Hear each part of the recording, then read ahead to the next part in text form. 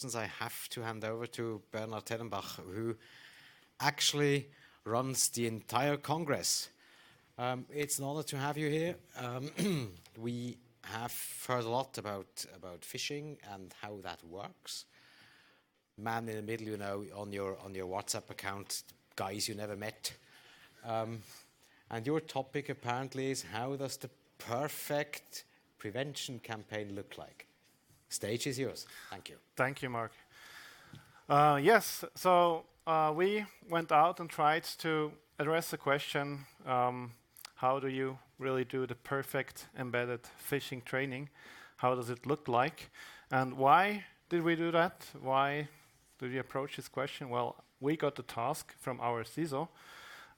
He wanted to start looking into phishing awareness training at our university. And if you dare to ask a scientist, don't be surprised about the answer you get from a scientist. Because when we do something, we usually try to do it in very sound fashion. So we went out and we did not just want to set up an awareness program, as a lot of companies do. We wanted to really investigate the question, how would you do it in a way according to the research findings that are available today.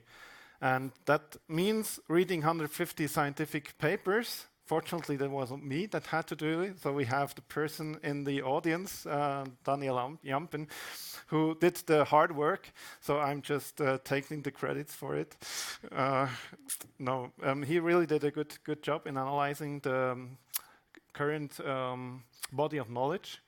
And that was really quite a lot of work, and to try to find out how you do this kind of perfect phishing training. Now, what are the results? And let's briefly have a look at this information here. So what do you see here? You see, when do people react to phishing emails? So you see that, for example, most people, if they click, they will click within 1 day, or let's say 2 days. And what I was wondering, who the heck is answering an email 10 days after he got it?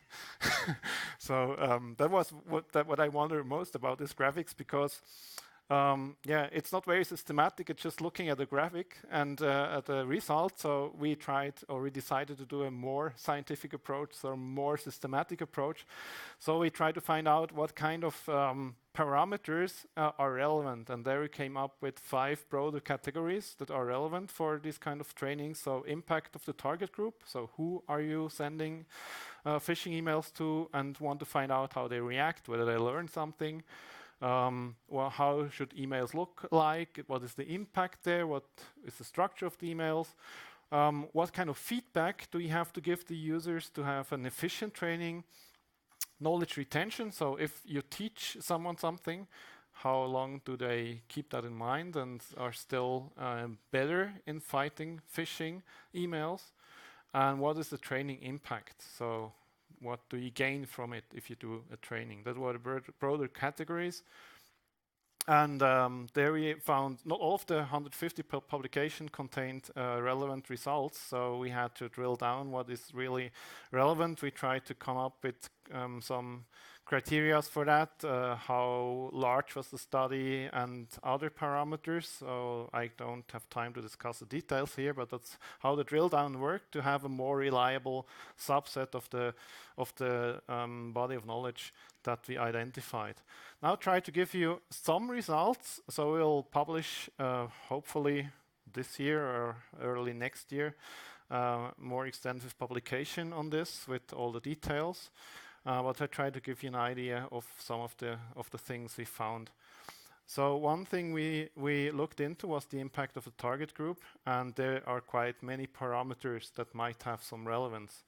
And here you see some of these parameters that might have a relevance, like age, gender, scientific degree, whether someone has a technical job or not. And then we just analyzed what the research found there. Does it have an impact, whether you are older or younger, or does it have no impact? And you can see the results here.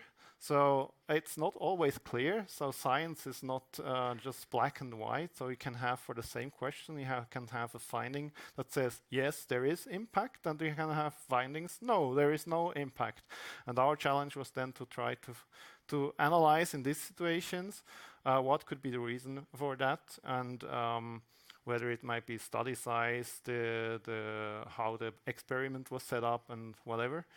And here you can see some parameters that might have an impact, and some where there is more debate. And other things that we looked into was the relevance of email content and structure.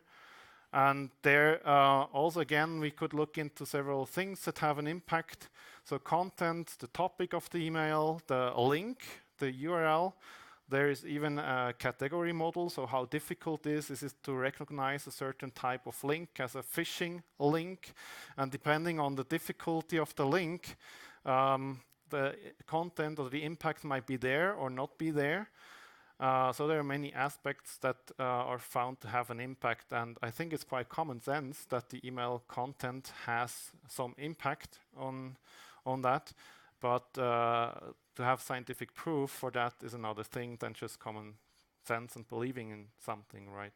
So the category I mentioned for the links, there's also a classification for that, for different types of links, different levels, how they are structured, and then research analyzed whether that users learn something, they learn better, it's easy to detect or not. So that's something we also looked into. And then feedback is also an important parameter. So how do you give feedback to your users if they click on a link in email or not? So there are basically 3 main forms of training that you can try to teach people to recognize phishing emails. So short-term training in class, means on site usually, separate from your everyday work. Then you can do a long-term training, recurring, that can be embedded training. Embedded training is they are on their everyday job and you send them phishing emails, right? So they are doing what they do every day and you surprise them with phishing emails. And studies have shown that this has a different impact than in-class training, because in your everyday situation, you're in a different situation than in a learning environment. And there it's easier to spot some stuff if you're stressed and get an email and you don't look too closely at it, and can happen that you click on stuff, right? So these are important things that they have studied. And also, is it what is the impact if you then provide feedback to them, how good they are with embedded training or with in-class training and some tests. And they found that all trainings have an impact, except for maybe the toolbar-based training, where they have warning popping up in the toolbar.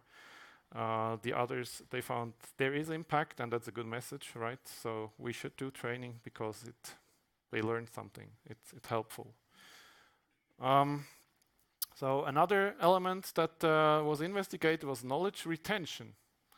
If you train them, how long do they remember the training? And the minimum interval there that was detected or found where retention is really good was 7 days or 16 days, depending on the study, or 28 days.